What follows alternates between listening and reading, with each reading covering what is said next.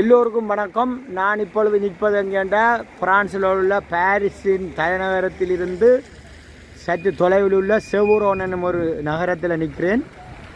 பாருங்கள், இங்கே தொடர்ந்து பனிப்பொழிவு நடந்து கொண்டிருக்கிறது.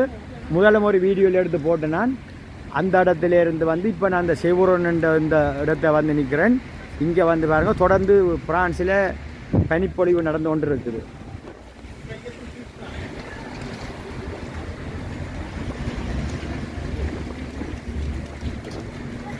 இன்று காலையில் ஆரம்பித்த இந்த பனிப்பொழிவு தொடர்ந்து இப்போ ஒரு 4 மணித்தியாலத்துக்கு மேலே தொடர்ந்து பனி பொழிந்து கொண்டே இருக்கிறது.